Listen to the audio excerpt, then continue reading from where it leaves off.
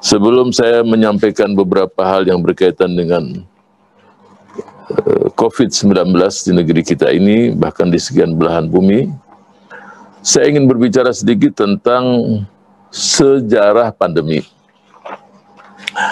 Al-hukmu ala syai'in far'un an tasawwurihi.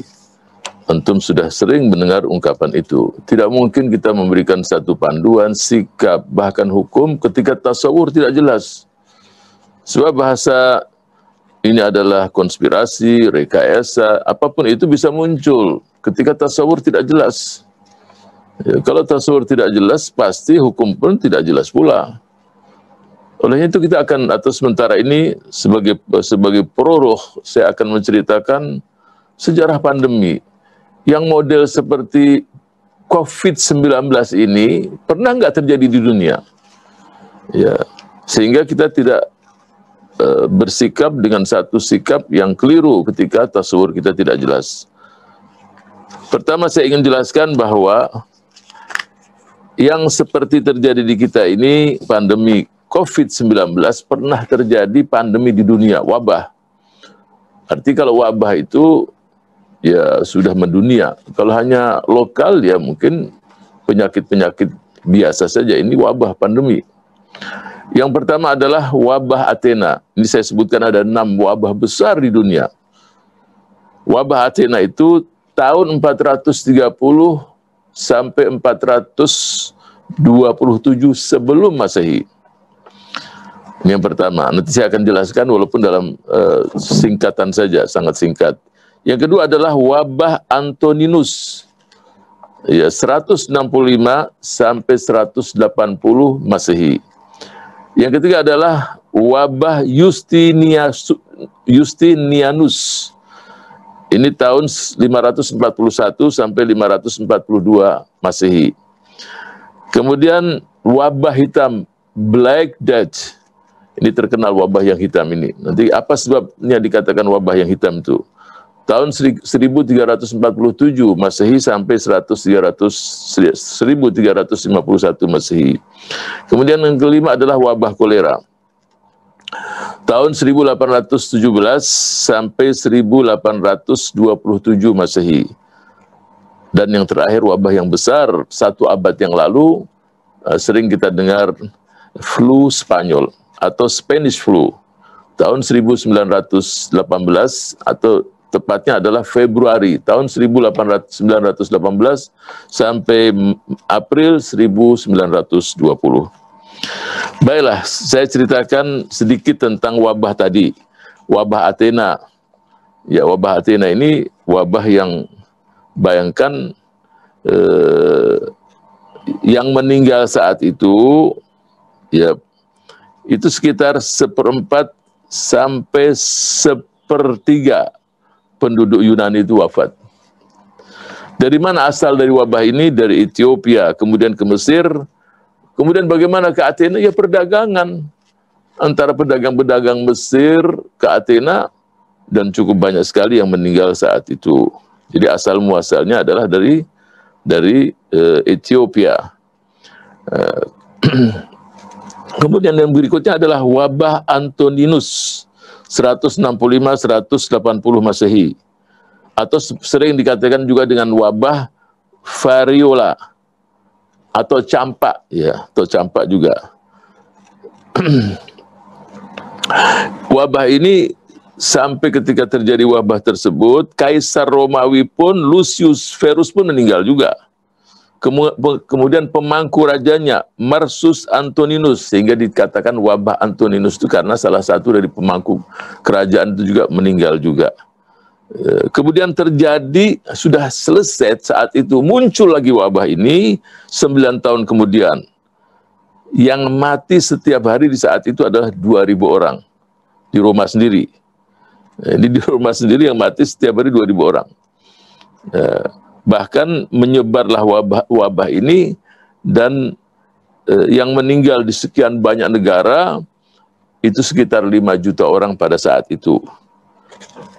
Dan apa yang terjadi? Kekaisaran Romawi pun disebabkan wabah ini, wassalam, selesai juga.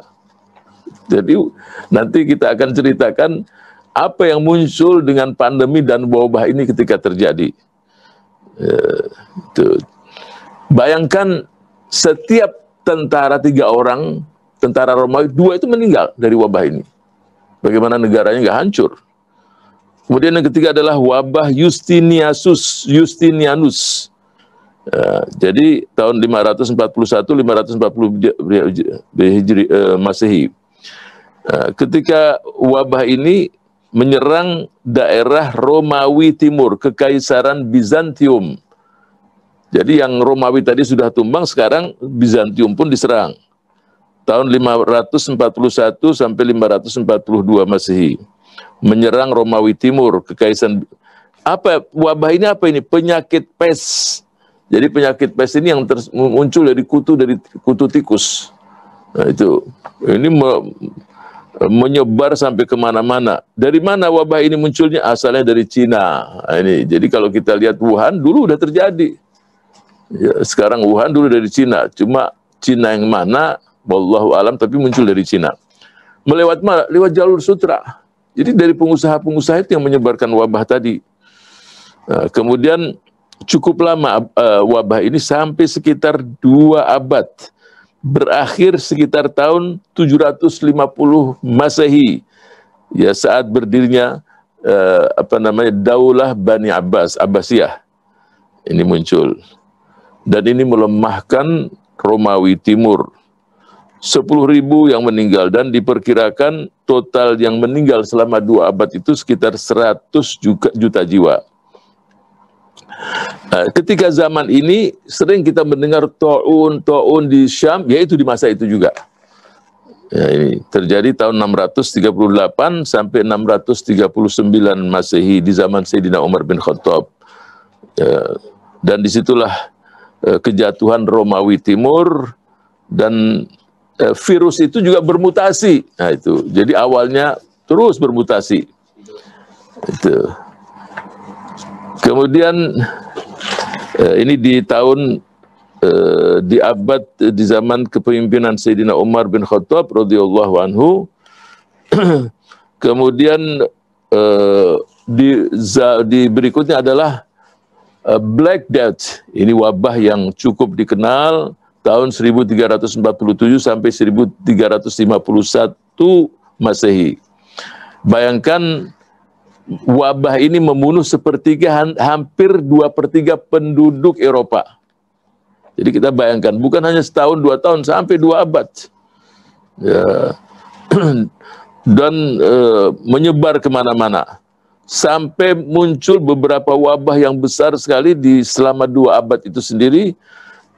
Seperti di Italia tahun 1629 sampai 1631. Kemudian wabah yang besar di London 1655 sampai 1666. Kemudian wabah besar di Wina 1679, Marsilia, kemudian di Moskow 17. Ini semua wabah yang besar. Ya, sampai dikatakan Black Death. Ya, wabah ya maut hitam. Kenapa dikatakan wabah maut hitam itu sendiri? Sebab penderitanya itu kulitnya menjadi ya warnanya itu kehitaman. Nah ini, kenapa itu terjadi sampai warna kehitaman? Karena pendarahan yang dikatakan subdermal. Jadi darah pun berubah di situ, di tempat-tempat yang ketika terjangkit atau mereka-mereka yang terjangkit wabah tersebut. Bayangkan di abad ke-14 Masehi itu membunuh 40% dari penduduk Mesir itu sendiri. Tadi saya membaca beberapa tulisan dari Ibnu Khaldun dan beberapa ahli sejarah menjelaskan bagaimana berangkat dari Mesir bagian selatan ke Mesir bagian utara sepi, yang ada mayat-mayat di sana sini. 40% penduduk Mesir. Ya. Kemudian di Hamburg, Jerman, kemudian di Bremen hampir 60% mati juga. Nah, kemudian Ibnu Hajar al-Asqalani dia menceritakan ketika wabah itu melanda Damaskus saat itu, maka para tokoh, para pemimpin mengajak untuk istighosah di lapangan terbuka. Ketika selesai doa dan istighosah, malah menyebar lagi. Jadi sudah sunnatullah ketika terjadi wabah bukan terus berkerumun, Ya, semua harus menghindar, harus i'tizal nafsi, i'tizal aili, masing-masing harus meninggalkan. Ya, jadi kalau sudah sunnatullah, maka semua itu berubah. Dan yang terakhir adalah Spanish flu. Spanish flu kita tahu wabah flu Spanyol yang terjadi perubahan besar di dunia. Kenapa saya ingin katakan ini semua? Agar di benak kita ini tidak selalu muncul konspirasi. Ini terjadi. Sesuatu ini terjadi. Spanyol itu terwabah yang membinasakan paling banyak manusia di dunia. Ada yang mengatakan 50 juta, ada yang mengatakan hampir 100 juta. Dan apa yang terjadi? Terjadilah yang namanya Perang Dunia Pertama, Perang Dunia Kedua, terjadi perubahan-perubahan besar. Saudara-saudara sekalian yang saya cintai, waktu saya juga terbatas. Saya ingin mengatakan di sini bahwa ketika terjadi wabah ini, maka terjadi perubahan-perubahan besar. Contoh kita lihat bagaimana yang terjadi di belahan bumi ketika terjadi wabah tersebut. Runtuhnya kerajaan Romawi, runtuhnya Bizantium, muncul Turki Utsmani, kemudian jadi ketika terjadi wabah, terjadi perubahan-perubahan besar. Nah, pertanyaannya sekarang, ini pertanyaan untuk kita semua. Apa yang akan terjadi pada dunia akibat pandemi COVID-19? Ya, kita lihat sekarang perubahan-perubahan tentang pencapaian sistem digital muncul. Meeting online seperti yang kita lakukan sekarang. Banyak hal-hal yang terjadi. Dan biasanya juga terjadi ketika pandemi selesai, muncul yang namanya wallahu alam, ya, sebab terjadinya ini musibah dunia karena kezaliman, karena kebejatan moral, kerusakan pada masyarakat, pada bangsa-bangsa tertentu. Kalau sudah datang azab, yang baik pun kena semua. Sehingga penting sekali untuk kita kembali kepada Allah Subhanahu wa taala. Bahkan kalau saya ingat di zaman Sayyidina Umar radhiyallahu anhu ketika terjadi beberapa zalazil, maka Umar bin Khattab mengatakan, yang terjadi semua ini membuat kalian supaya kalian kembali kepada Allah Subhanahu wa taala. Jadi penting sekali yang namanya istighatsah. Saya tidak ingin menjelaskan tentang pandemi secara mendetail. Bahkan berapa harian yang meninggal, tapi secara umum mereka yang sudah positif di negeri kita ini sampai sekarang jumlahnya mendekati 2,5 juta. Detailnya 2.400.491.000. Ya, setiap hari pada saat ini sekitar 35.000 yang positif. Tapi saya pun terus terang ya mungkin jumlah bisa lebih dari itu sendiri. Sebab yang di tracing, yang di swab mungkin ya itulah yang kita dapatkan. Tapi kalau yang dicari di mana-mana bisa sekali jumlahnya itu bertambah. Yang positif, yang sehat kembali 2.052.000. Jadi yang dalam keadaan positif, dalam keadaan sakit ya sekitar 372.000 kurang lebih. Tapi yang saya inginkan di sini adalah tadi panduan kita apa dalam kondisi semacam ini? Pegangan kita apa? Sebab masing-masing memberikan fatwa. Ya tadi Ustadz Bakhtiar Nasir mengatakan saling menyerang, ini yang kita tidak inginkan. Mestinya ya semua kita paham. Kalau dalam masalah yang namanya ijtihadiyah, semua kita paham kaidah la inkara fil ijtihad.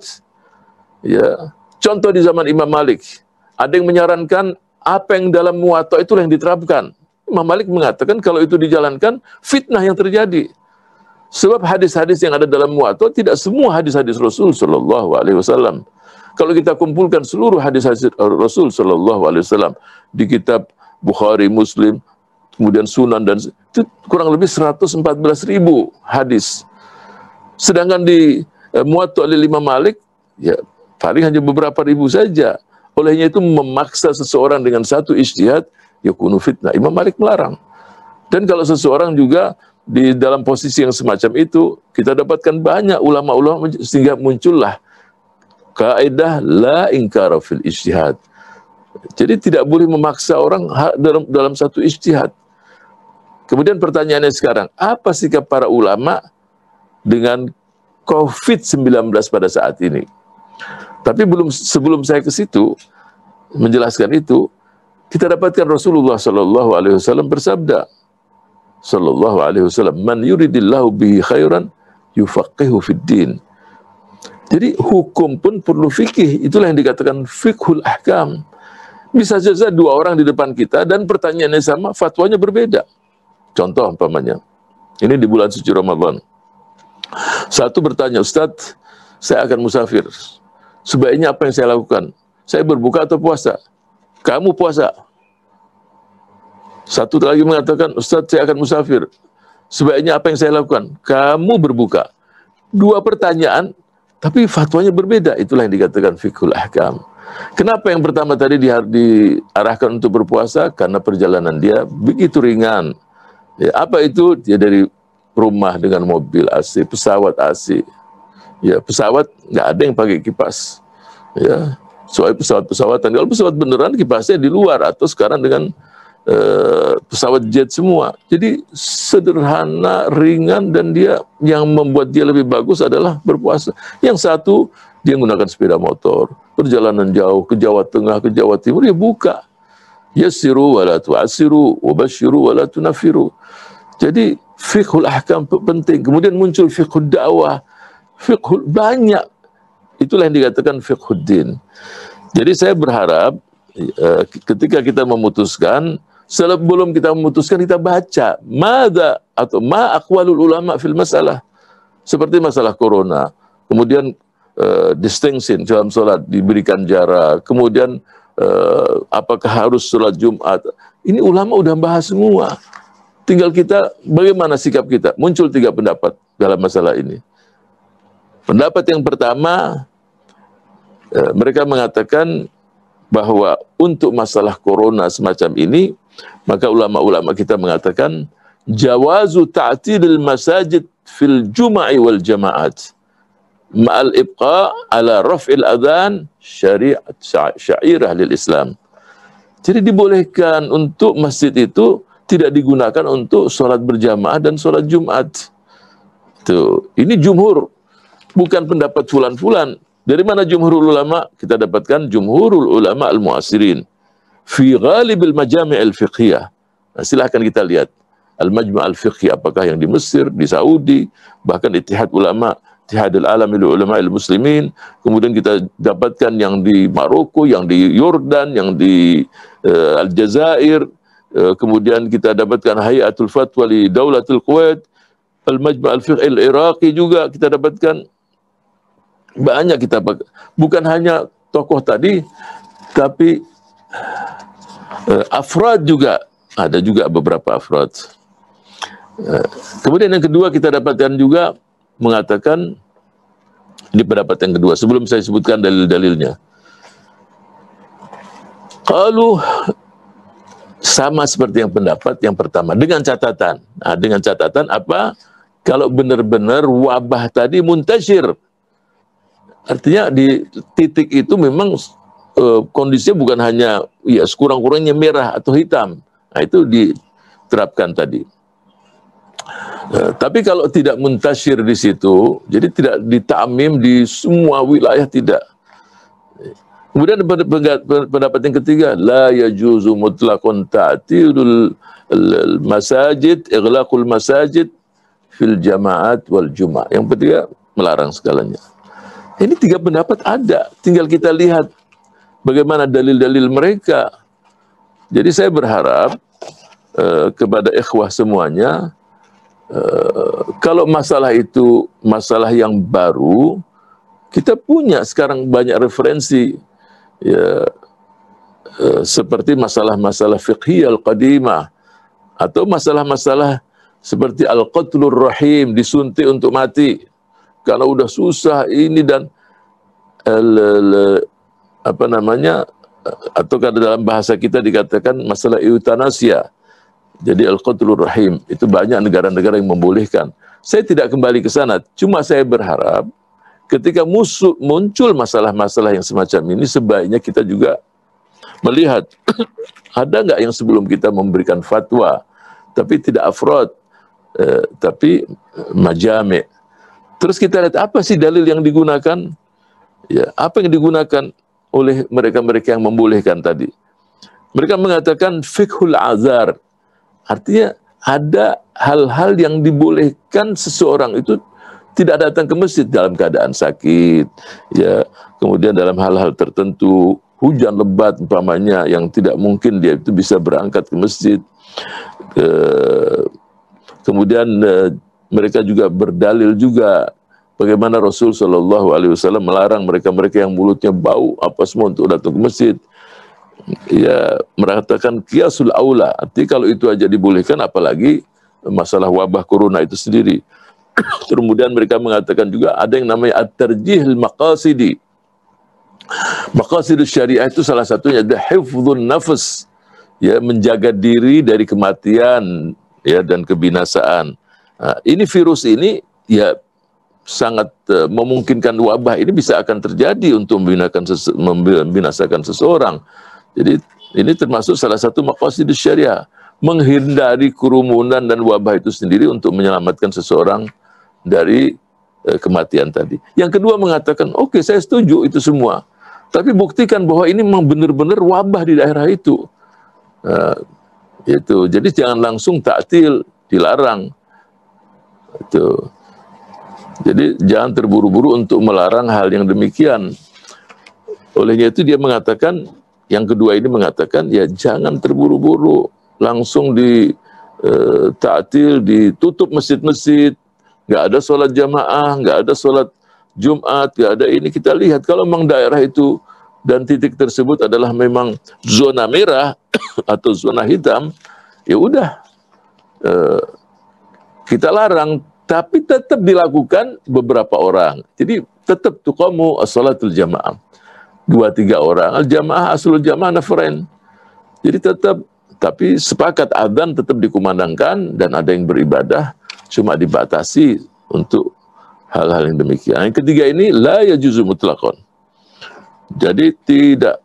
Yang kedua ini siapa yang berpendapat semacam itu? Mereka-mereka yang berpendapat ini seperti Majma' Fuqaha al-Amerika Shimaria. Jadi di Amerika Utara itu Al-Majma'ul Fiqhi di sana itu mengatakan yang semacam tadi. Juga dari beberapa afrad Ittihad Ulama Ittihad Ulama al-Muslimin seperti Syekh Muhammad Hasan Ad-Dadu, dia mengatakan mengikuti pendapat yang kedua. Jadi ada beberapa ulama-ulama kita yang melihat bahwa jangan terburu-buru. Ya, difatwakan, dilihat kondisi dan daerahnya. Kalau memang zona merah, zona yang sangat berbahaya, maka setuju. Dan yang ketiga mutlakan. Ya, tapi kita tidak dapatkan pendapat yang ketiga kecuali afrod saja. Al-Majami' al-Fiqhiyah kita tidak dapatkan, atau saya secara pribadi tidak menemukan memberikan fatwa yang membolehkan mutlakan. Jadi tidak ada urusan. Jadi kalau udah takdir, ya takdirnya udah. Jadi tidak ada yang namanya menutup masjid dan seterusnya dan seterusnya. Perlu saya ingatkan di sini bahwa pernah terjadi ya tidak dilaksanakannya ibadah haji itu ketika saat pandemi, yaitu pandemi ketika kolera ya. Jadi kita dapatkan Al Jazeera menceritakan bahwa dalam kurun 1830 sampai 1930 Masehi setidaknya ada 27 kali wabah di Mekah. Nah ini.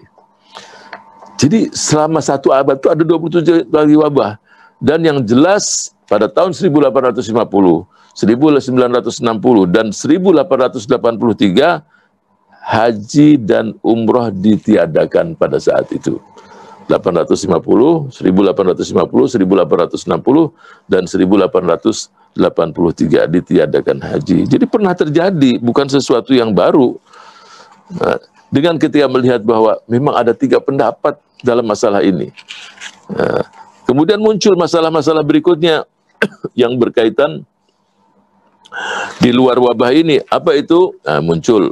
Maksudnya di luar ta'tilul masajid, penutupan masjid, muncul masalah-masalah yang beririsan dengan itu. Contoh umpamanya kaitan dengan bagaimana pelaksanaan ibadah sholat dengan diberikan jarak. Ya, kemudian berangkat untuk melaksanakan ibadah haji dan umrah. Ya, ini mereka juga mengatakan, ulama kita, jumhur ulama dalam kondisi semacam ini al-mana, jangan berangkat dulu. Kemudian memandikan jenazah.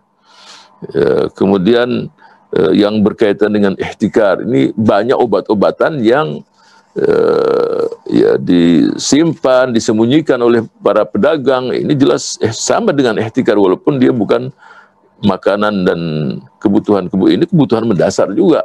Sehingga ihtikar di sini menyimpan, tidak menjual, nunggu harga yang sampai tinggi juga diharamkan. Jadi akan muncul banyak masalah-masalah kaitan dengan pandemi itu sendiri. Saya berharap ya khususan khirijil Madinah, sebaiknya sebelum memberikan fatwa mungkin kita duduk bersama dengan cara online. Ada yang menyiapkan makalah. Ini salah satu yang kita inginkan pada hari ini, atau kita ingin targetkan pada hari ini. Ini sesuatu yang saya apresiasi, sangat bagus. Jadi duduk bersama, saling mendengar. Mungkin seseorang memiliki referensi yang sangat bagus dalam masalah-masalah semacam ini. Dan ketika dilakukan ijtihad jama'i, jauh lebih bagus. Walaupun mungkin seseorang itu punya kepakaran dalam banyak bidang, lakin kita tidak mendapatkan sekarang di zaman ini mujtahid mutlak. Tak ada. Saya secara pribadi tidak mendapatkan mujtahid mutlak, artinya mampu secara pribadi itu mampu berijtihad tanpa dia bersandar kepada siapapun. Pasti pada Allah Subhanahu wa taala. Ijtihad jama'i afdhal wa aula. Sehingga muncul al-majami' al-fiqhiyah untuk menghindari fatwa-fatwa yang nanti juga hampir terjadi kekeliruan yang fatal. Nah, itu kita hindari. Tapi kalau ijtihad jama'i itu insya Allah menghindarkan seseorang dari memberikan fatwa yang tidak tepat, yang kurang pas. Mudah-mudahan majelis kita pada pagi hari ini dan siang kita akan menggiring kita semua, membawa kita semua untuk melakukan ijtihad jama'i. Allah yuwafiqul jami', yusaddid khutana wa yuwafiquna ila ma yuhibbuhu wa yardah wa yaj'alana min junudihil mukhlasin. Amin ya mujibas sa'ilin. Walafu minkum wallahul muwaffiq ila aqwamit thoriq. Assalamualaikum warahmatullahi wabarakatuh.